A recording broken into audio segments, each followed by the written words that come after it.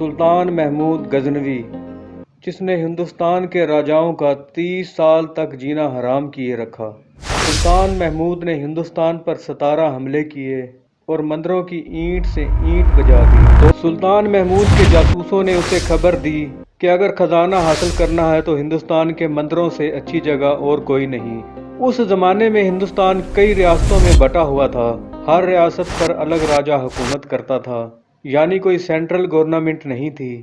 راجاؤں کی آپس کی نا اتفاقی ایک بڑی کمزوری تھی جس کا فائدہ باہر سے حملہ آور اٹھا رہے تھے۔ سلطان محمود نے حملوں کا آغاز سن 1000 میں راجہ جے پال کی ریاست سے کیا۔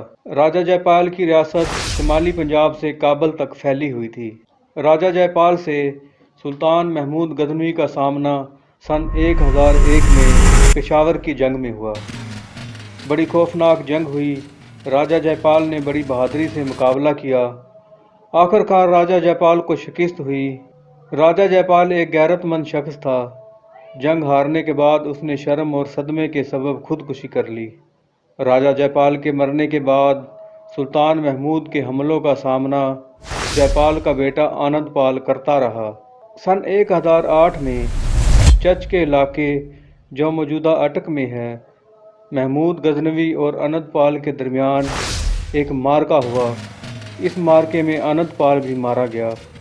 سن 1000 سے 1024 ہو گیا تھا۔ محمود غزنوی ان 23 سالوں میں 16 حملے کر چکا تھا اور بہت سارے راجاؤں کو دھول چٹا چکا تھا۔ اس کا ہدف امیر مندر ہوتے تھے۔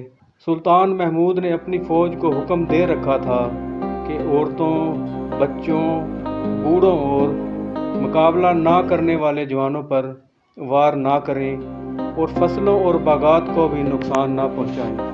محمود غزنوی کی نظر ہندوستان کے سب سے بڑے مندر سومناتھ پر تھی۔ سومناتھ کا مندر موجودہ بھارت کے شہر گجرات میں تھا، جو بحیرہ عرب کے کنارے واقع ہے۔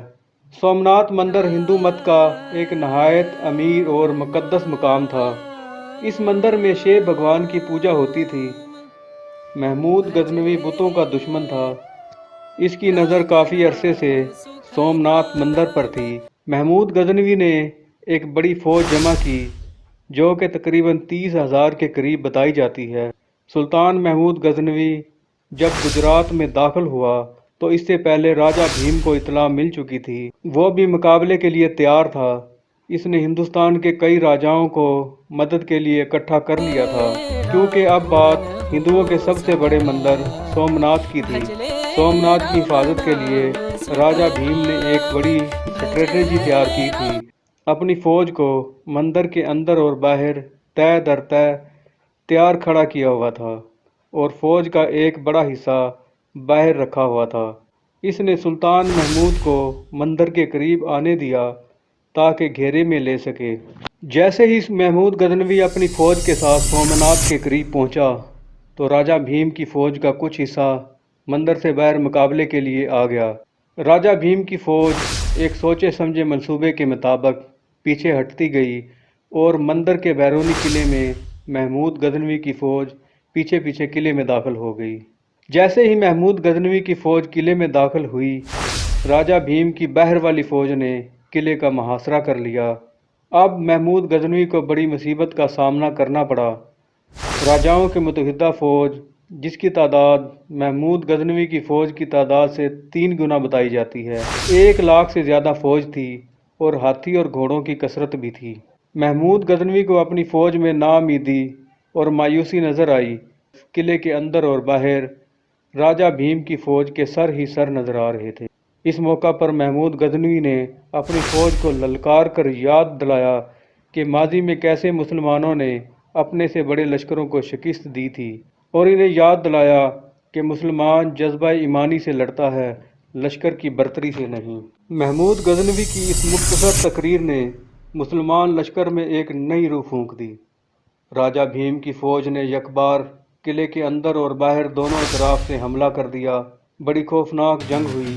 ہندو اپنے دھرم کی خاطر لڑ رہے تھے اور مسلمان بھی جہاد کے جذبے سے سرشار راجہ بھیم کی فوج کو گاجر مولی کی طرح کاٹ رہے تھے۔ لیکن راجہ بھیم کا لشکر تھا کہ سامنے پتھر کی دیوار کی طرح ڈٹ کر کھڑا تھا۔ محمود غزنوی بھی اس کھیل کا آزمایا ہوا کھلاڑی تھا، جو تلوار کا دھنی بھی تھا اور اپنا دماغ بھی استعمال کرتا تھا۔ محمود غزنوی نے اس جنگ کے کچھ منصوبے ترتیب دے رکھے تھے۔ ایک تو یہ کہ اس نے اپنی آدھی فوج شہر سے باہر چھپائی ہوئی تھی، اور دوسرا یہ کہ اس نے اپنے کافی سارے جاسوس مندر کے اندر اور باہر کافی عرصے سے بھیجے ہوئے تھے، جو خفیہ راستوں کو بھی جانتے تھے اور پل پل کی خبر محمود غزنوی کو پہنچا رہے تھے۔ جاسوسوں نے محمود غزنوی کو اطلاع دی کہ مندر کے اوپر لہراتا ہوا شیو دیوتا کا جھنڈا گرا دیا جائے تو ہندو فوج کا حوصلہ ٹوٹ سکتا ہے۔ محمود غزنوی کے حکم پر کچھ جاسوس جانساروں نے، جو مندر کے اندر یوگیوں کے روپ میں موجود تھے، اپنی جان ہتھیلی پر رکھ کر شیو دیوتا کا جھنڈا گرانے میں کامیاب ہو گئے۔ شیو دیوتا کا جھنڈا گرنے کی دیر تھی، راجہ بھیم کی فوج میں مایوسی پھیل گئی۔ ویسے بھی وہ 2 دنوں سے لگاتار بغیر سوئے لڑائی لڑ رہے تھے۔ پھر ایسا ہوا کہ شہر سے باہر ایک گرد و باد کا طوفان نظر آیا۔ سب کی نظریں اس کی طرف لگ گئیں۔ یہ طوفان نہیں تھا، یہ محمود غزنوی کی شہر سے باہر چھپائی ہوئی فوج تھی، جو میدان جنگ کی طرف اپنے منصوبے کے مطابق آ رہی تھی۔ تازہ دم فوج نے آتے ہی راجہ بھیم کی فوج پر حملہ کر دیا۔ راجہ بھیم کی فوج کے ہوش اڑ گئے۔ خود راجہ بھیم بھی گھبرا کر میدان جنگ سے بھاگ نکلا۔ جب راجہ بھیم کی فوج نے اور مدد کو آئے ہوئے راجاؤں نے دیکھا کہ راجہ بھیم بھاگ رہا ہے، تو وہ بھی اپنی فوج کو لے کر تتر بتر ہونے لگے۔ لیکن اب بھاگنا بھی آسان نہیں رہا تھا۔ اس راہ فرار میں بہت سے ہندو فوجی مارے گئے اور سومناتھ کے طرف لاشیں ہی لاشیں اور خون ہی خون تھا۔ محمود غزنوی نے بتوں کو گرانے کا حکم دے دیا۔ سومناتھ کا دیو ہیکل بت کو ہاتھیوں کے ساتھ باندھ کر گرایا گیا۔ جب بت توڑا گیا تو سلطان محمود اور اس کی فوج حیران رہ گئی۔ بت اندر سے خالی تھا اور بیش قیمت ہیرے جواہرات سے بھرا ہوا تھا۔ مندر کی مکمل طور پر تلاشی لی گئی۔ چھوٹے بڑے تمام بتوں کو توڑا گیا۔ مندر کے اندر نیچے بہت سارے خفیہ تہہ خانے بھی ملے۔ تہہ خانے بھی سونے چاندی کے سکوں سے بھرے پڑے تھے۔ جب تمام مال غنیمت کو اکٹھا کیا گیا تو ہیرے جواہرات، سونے چاندی کے سکوں اور سونے چاندی کے برتنوں سے الگ الگ بڑے بڑے ڈھیر لگ گئے۔